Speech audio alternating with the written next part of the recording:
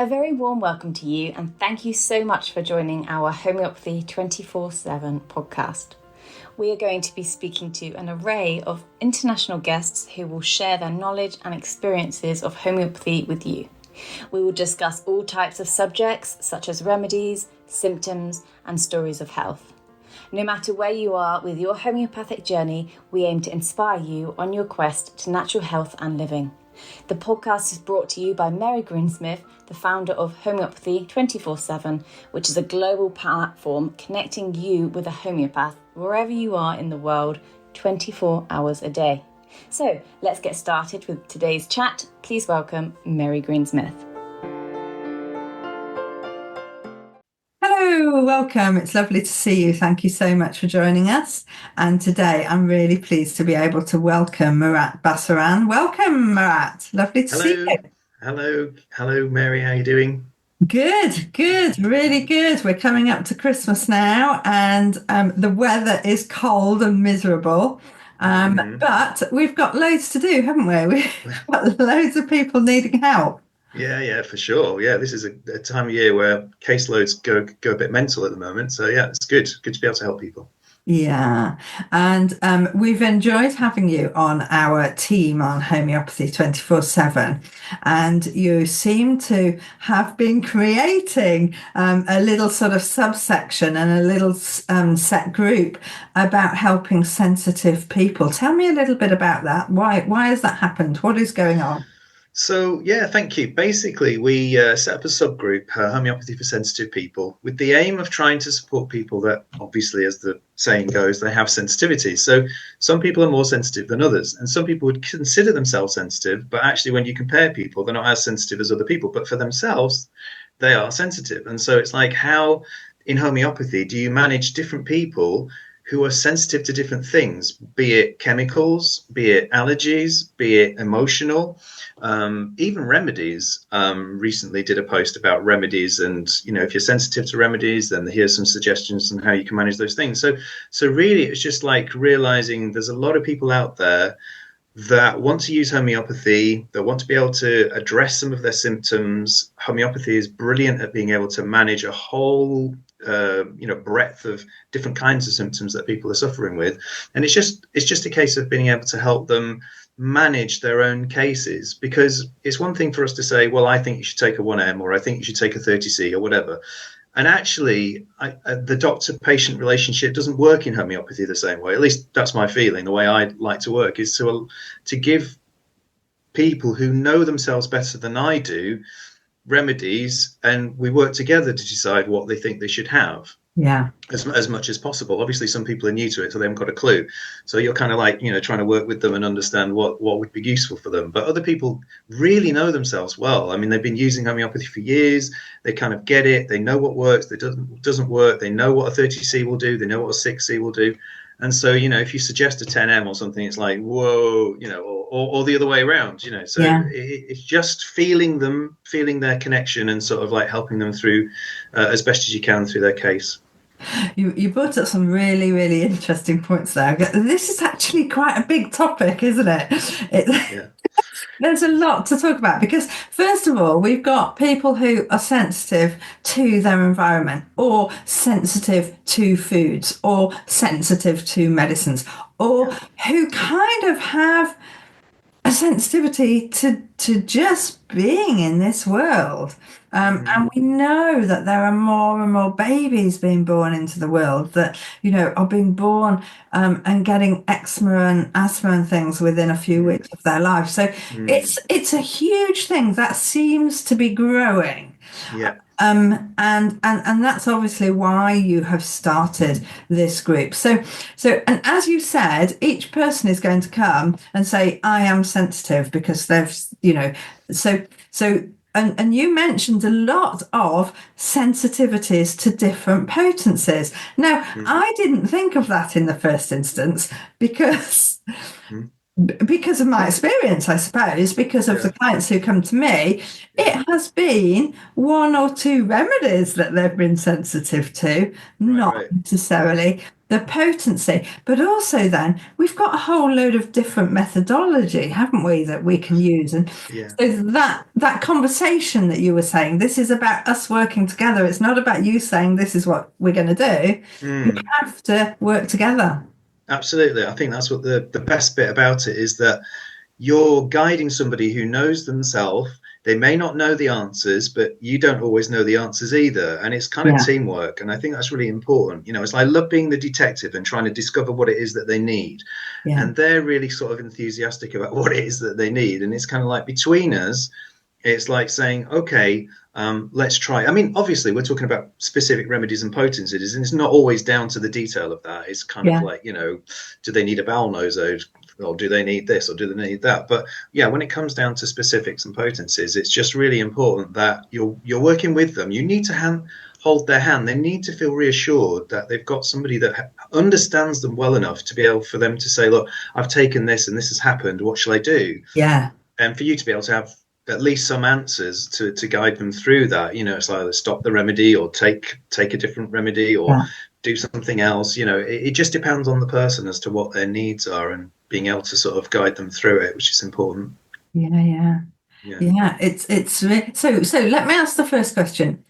Are you finding that the people who are sensitive, who are coming to your group, are sensitive to everything around them as well as remedies, or are people coming to your group who are just sensitive to remedies, or just find that they have a reaction if they have a remedy? Well, so the group is growing. Okay, so it's like, it's a bit of an acorn at the moment, and it's going really well. And so we're getting new people coming with new things. Okay. And so, you know, none of us are experts. You know, like, I didn't know, for example, 3 months ago that people wore remedies. So that was a new thing for me. And I was like, oh, I didn't realize that. And it wasn't that long ago that I realized there was the 5-cup method, which is, you know, how to, you know, sort of like a water dose, but on a different level, in order to be able to make more sensitive people manage. And even the method of using the 5-cup method, one of the people that posted on there was saying that they actually do it slightly differently, which is more efficient, but for some reason nobody else thought of it. So it was like, oh wow, there's just so much that comes out of individuals' kind of experiences, and I think that's what you know, we need more of, to be able to sort of help understand what it is that people are sensitive to and how they get around it. So when we do ask those questions, it's really helpful. So, you know, we've had people that are really good with higher potency remedies and not very good at lower potency remedies, and then we've had the opposite. So I mean, it's massive when it comes down to remedy sensitivity, or potency sensitivity. But then again, you can, you know, some people who are really sensitive to EMFs, or like 5G, or sort of geomagnetic stresses. Again, they, you know, this, you know, they're so finely tuned. You have to be really sensitive to I have to be sensitive towards their sensitivity. So it's like making sure that they feel comfortable with the remedies that they're taking, because they can have reactions or feel worse, not necessarily from the remedies themselves, but just because of the frequency, and it's the power of that frequency that they're receiving that sometimes can stimulate too much, and it's kind of like, you just need to hold back. You know, it's like going into 5th gear when actually you just need to be in 2nd. So you don't always know that at the beginning. You know, we're not magicians, but you know, it's kind of just trying to work it out as best as you can as you work through them with them, and they need to trust you, and obviously you need to trust the process. So and that obviously does lead to the fact that it is so good when you can get to know your homeopath, you can get to know your patient, you can work together over time to develop the way of taking the remedies that suits you, because we're all so different. And of course, homeopathy is very individualized. It is, and that's what makes it sort of weirdly magical, and sometimes you're not quite sure what to expect. So even yesterday was the first time I learned that somebody was actually having trouble with an LM potency, and an LM or a Q potency is generally regarded as an extremely gentle potency. So again, it's we're learning all the time, and I think that's the most important thing. Is like, it's not static. It's not Yeah. cut in stone as to how you do this. And I think you go back to Samuel Hahnemann, the originator of the father of homeopathy. He was constantly moving the goalposts. His sixth organon. In that, he was talking about the LMs being a really important tool, better than the dry dosing. But even then, we've moved on from there. So it's kind of like just keeping up and just making, trying to individualize, because you're individualizing remedies for people. Like we were talking earlier. There's 3, 4, 5,000 remedies. And somebody wants to ask a question, I've got this problem, what shall I take? And you can't give a remedy like you would conventional medicine. You can't say, well, take a ibuprofen or or some penicillin or whatever it is. You can't do that because it's so individualized. But then you've got layers and layers within the individualization. So you're treating the individual, you're getting their specific symptoms, characteristic symptoms. And then from there, you're then trying to work out what it is that they need from that remedy, what best power is going to be useful to them. So it's a bit of an art, isn't it? It is, isn't it? And it's worth if we just list the things that we're taking into consideration here, because I think this needs to be clarified. Because first of all, as you said, we've got over 5,000 remedies that we're going to be considering. We're going to be finding one remedy. We've then got the way that you experience your symptoms. So if 10 people come to us with a headache, we know that if we look in the repertory, we know that there's 16 pages for how you could experience your headache. So that must be 200-300 different rubrics, ways that we experience the headache. We've got that to consider. Then we've got all of the different potencies of all of the different remedies. Yes. And then we've got the different methodology of giving the remedy to the certain person. Yeah. And then we are looking at how they're responding to that potency, that methodology, that remedy itself, and those symptoms in your own expression. It's not an easy job, actually, is it? It's different to, it's not exactly being an accountant, isn't it? It's a bit different to sort of like the standard. But that's the thing about the homeopathy. And I think that sometimes we can sort of put a lot of pressure on ourselves thinking, actually, it's like, I need to find the right remedy. Well, that's only half the battle. It's kind of like, I think we... there are remedies that have affinities, and I think once you're in the ballpark of remedies with affinities, then you can kind of like home in on that. And people will either get partial success, or they'll get 100%. You'll hit the bullseye. It might wane off, and then you're thinking, oh, I've kind of like what happened there. But actually, it's kind of like, do they need the same remedy? Do they need the same remedy at the same potency? Do they need it at a different potency? So case management, I think, is one of the biggest things that I'm learning about. The last few months in particular, there's people come, and some people want quick treatment like they would at a doctor's. They just want a pill and they want to go away. And obviously it doesn't work like that. So the disappointment can be a little bit high. Other people are in for the long term. Yeah. And then it makes it, I don't mean it makes it easier, but it makes it like the journey much more comfortable, because you're not under the same kind of pressure, even though you shouldn't be under pressure anyway. But it's more like, it's almost like a self pressure. I need to help this person. And, if you don't get the remedy right the first time, everything's going to fall apart. But obviously it's not like that. But it's just that sense of being able to get people who are homeopathically aware enough to know that, we're not a one-trick pony. There are remedies that are going to work, other remedies that aren't going to work so well. Sometimes you're going to have a breeze. Sometimes you're going to get a little bit stuck. But the main thing is that they know that you're with them. You know what I mean? Exactly. Yeah. Especially, like I've got a case, somebody with, cancer at the moment and going through a really difficult patch.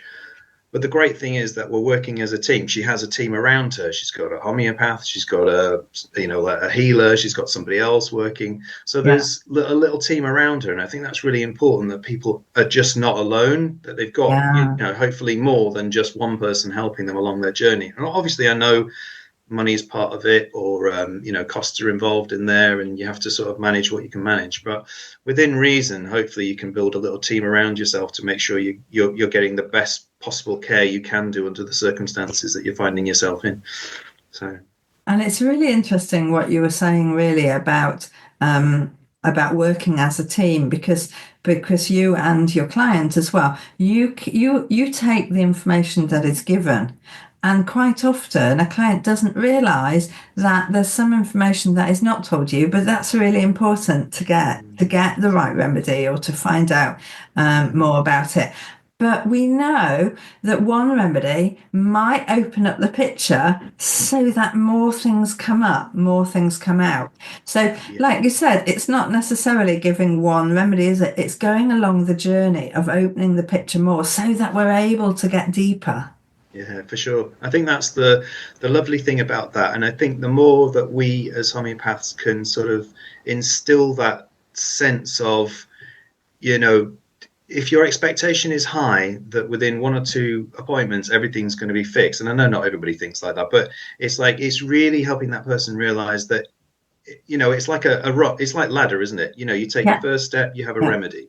Do you need the same remedy, or do you need another remedy, or do you need something else, or do you actually go into an acute, which means you need some therapeutics and potentially, and then you go back on your ladder and you carry on up the journey. You take different remedies according to what's coming through, and it is that journey of what's coming through. So some people will go through strong emotional stuff, other people will go through pains, aches, things that they haven't experienced since they were a child, or as a younger adult, things that come back, the return of old symptoms. So part of our job as a homeopath is to recognize, is it a return of old symptoms, or is it an aggravation of a remedy, or what?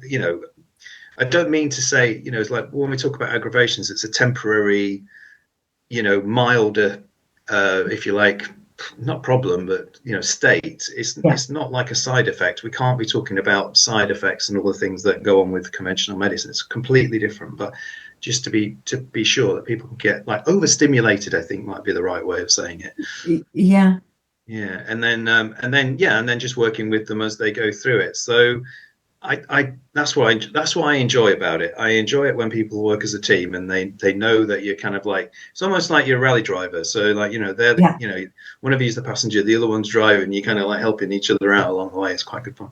No, that's absolutely right. And you can only do the work as long as you're working together. But you mentioned 2 things there. So let's go through those in detail, because you mentioned aggravation and you mentioned return of old symptoms. And it is so paramount, isn't it, for homeopathy to be understanding. And of course, quite often I feel that homeopaths don't actually have aggravations. They have, return of symptoms or a reaction. Whereas people working on their own will have aggravations because they're unaware of what actually is happening. So let's start with return of old symptoms. Explain to our listeners what you mean by this. Well, the magic of homeopathy, and maybe there are other modalities out there that I'm not aware of, but for sure, homeopathy has this ability to allow a person, after taking a remedy, to have the energy, if that's the right word, or to be stimulated enough for them to be able to do or throw off something that's been with them for a long time, either dormant or slightly troublesome, or that they've forgotten about. But the thing about the homeopathy, it's like oiling a lock, and it kind of allows that door to be open for whatever it is to be released, to come out, to do its thing. Whether it's that the person goes into an acute, to get rid of whatever it is, we could call it a detox, we could call it a poisoning, it could be like some emotional thing, there's some block, it could be all sorts of things. It could be trauma, like a trauma from the past that's lifting its head, whatever it is. But there's a return of old symptoms, and that in homeopathy is significant. It's amazing when that happens, because it means that we're following the law of cure in terms of the true sense of what cure is. It's coming out. Yeah, I've got a brilliant experience of this. Can I share this story? Because when I was training and very new to homeopathy, very, very new, Yeah. I thought I would experiment on my husband, as you do. Wow. Yeah. And Absolutely. so, he's very calc carb, my husband, and he's, always said that he's allergic to cats. So anyway, I went through everything and thought, right, okay, you definitely need calc carb. You're definitely calc carb, Yeah. person. Yeah. And I gave him 130C. And I didn't realize at that time we'd been married 8 years, maybe. Didn't realize how sensitive he was. Wow. I gave him 130C in calc carb. And actually, this is my story, is that I've only ever had people have reactions at 30C. No, potency. It's only ever 30C. But he came out in a rash, and it was a rash around his wrists. It went up his arm, it went down his chest, it went round his neck. Wow. It was a significant rash. And he said, "What have you done to me? What is this?" And I said, "When have you had this before? This is an old symptom returning." "When I've never had a rash." He said, "I've never." So I got hold of his mum and I said, "When has Paul had a rash?" She said, "Oh, he had scarlet fever." Wow. Wow. When he was 5. There you And go. I would never have got that information out of him because he didn't know that. No, I tell you what, that's a really good point, actually. Yeah. Mm. Yeah, Just because he didn't know doesn't mean our bodies are going to tell us everything, aren't they? Absolutely. No, they're super intelligent. It's just us tapping into it, isn't it? So it's a great story. Yeah, I mean, I've got a few, but yeah, there's similar sort of things where, yeah, that's really important to happen. And it's lovely. And it could be as simple as a cold, or it could be simple as like an old ear, like an earache coming back, or some like aches and pains that they haven't had for years, just some weird shoulder pains, thinking, why has this come back again? And it's like, because you haven't finished it for whatever reason. You've been holding it. Yeah, something's been holding on, and so now is the time where you feel you've got the energy, you've got the ability, and you can throw it off for good. So that's so that's brilliant. Yeah. Okay, so let's just say this is a really good time for us to say, when an old symptom returns, don't go Panic and get antibiotics or anything else. Let it come out. If it becomes unbearable, get hold of your homeopath and say, "What can I do just to soften it? I know it's got to come out, but understand that when it comes out, your body is going to get back on that healing journey much faster." Yeah. You need to get back on track, and that's helping you get back on track. And I think it's really important that you need to have a really good relationship with your homeopath so that you can tell them stuff when you need to tell them, and the homeopath will respond as soon as they can. I know. Busy and all the rest of it, but there's obviously opportunities where you don't not say things. I mean, even if you have to sort of write a little journal and then wait, put it all ready for your next meeting with your homeopath, to be able to explain and explore with them so that they can actually see the benefits of what they're doing as well. Because sometimes nothing will happen, and that's absolutely fine. Your body doesn't need to do it. It's not like we're waiting for something to happen. It's just the natural process for some people is that they need to throw stuff off. Other people, they know themselves that they're feeling better because of X, Y, and Z that's going on in their system. So, I remember seeing a lady a couple of days ago. First time I saw her, she really didn't look well. Properly not well. I saw her in obviously it was an online, but it was, she wasn't in a good place. The second time I saw her was a couple of days ago. This is 6 weeks later.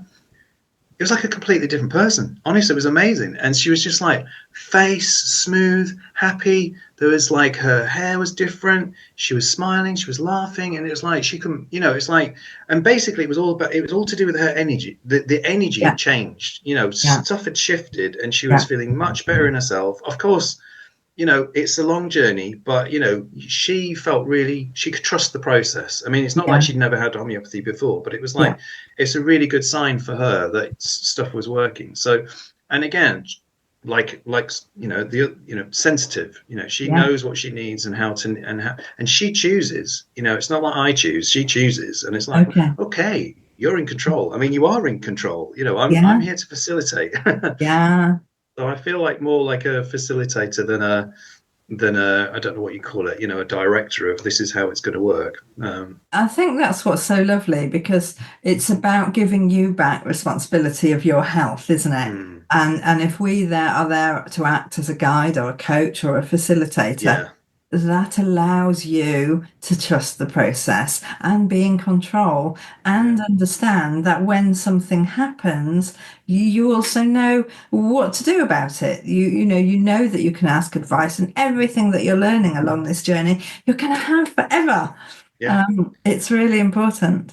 Yes, I think what you said before we came on was we need to teach people how to catch a fish. So it's Yeah, like, you know, we need to educate people so that they can help themselves and they can help their families and they can help their yeah, loved ones and they can give their husbands carbs through at 30C and see what happens. No, I'm yeah, joking.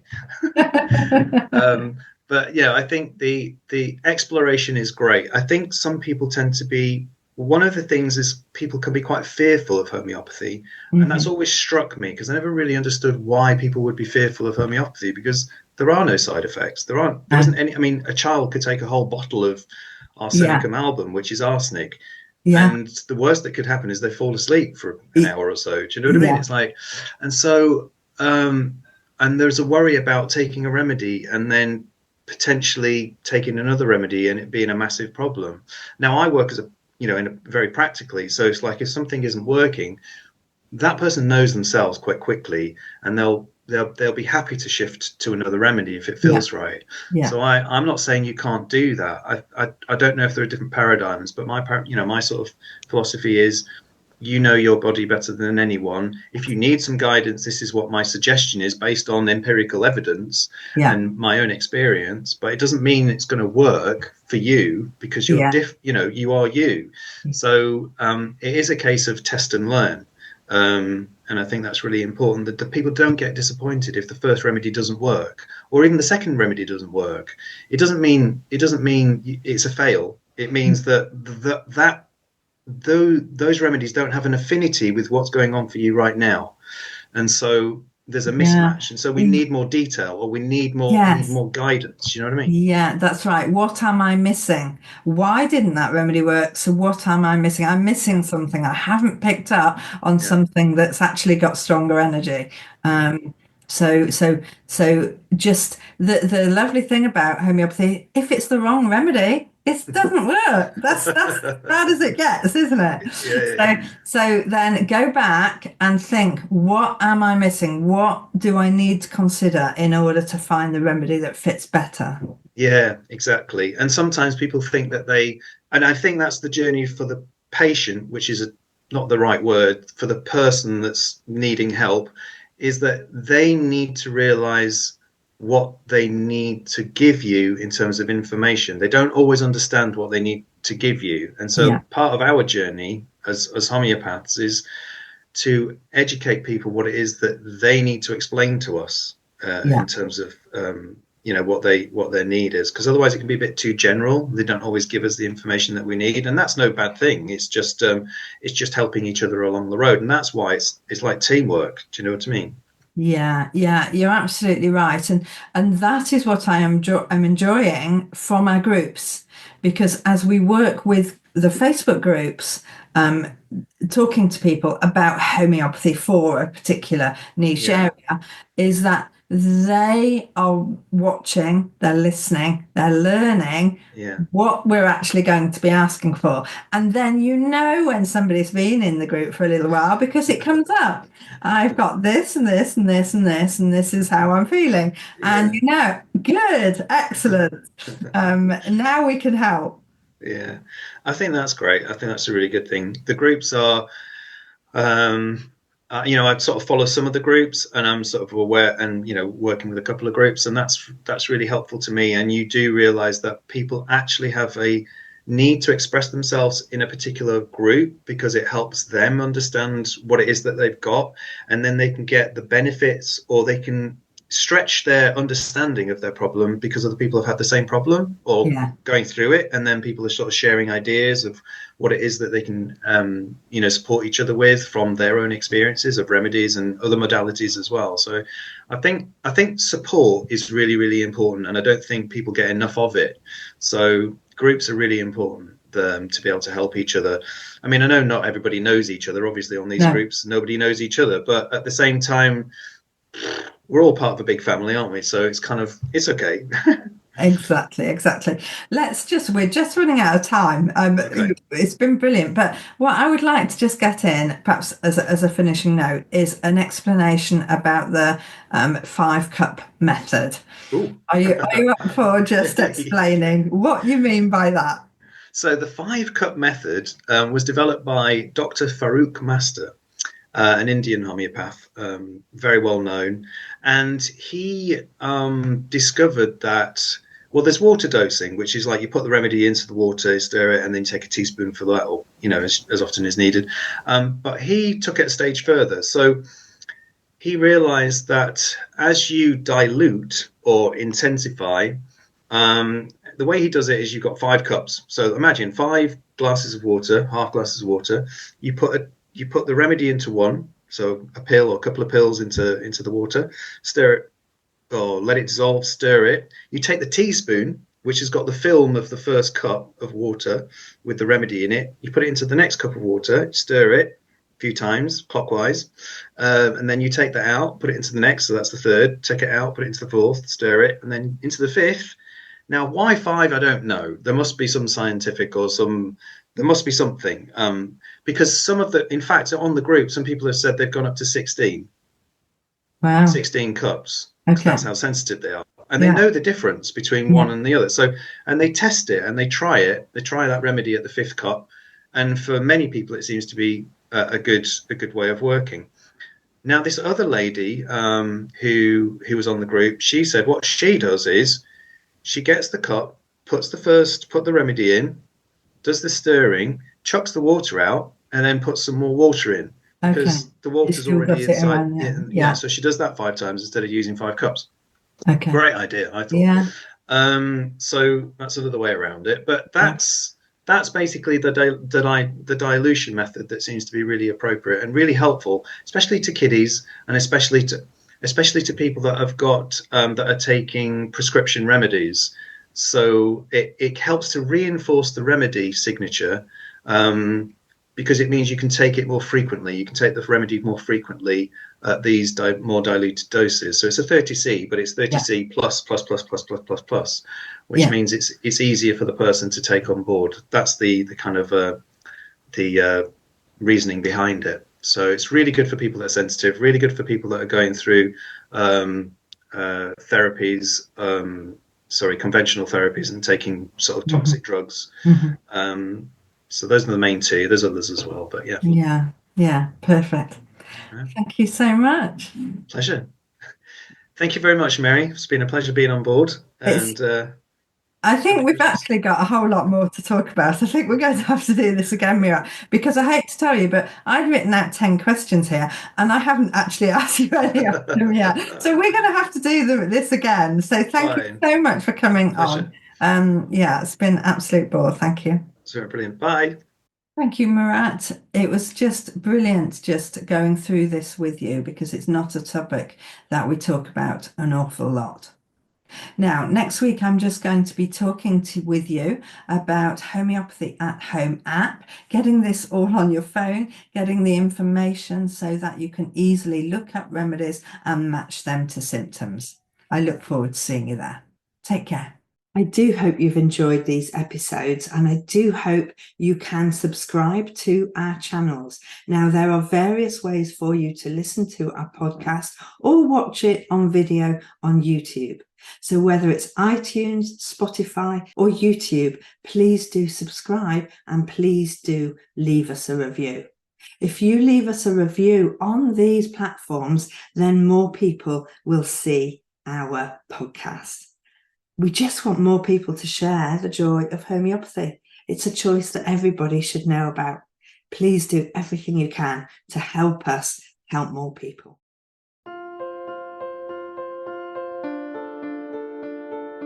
We hope you enjoyed today's episode and look forward to listening to our next one. Please don't forget to follow our podcast on your chosen channel, and please do leave us a review so we can continue to share homeopathy with as many people as possible. If you do have any questions, please do reach out to us on any of our social platforms mentioned in the show notes. We at Homeopathy 24/7 hope to empower you on your natural health journey.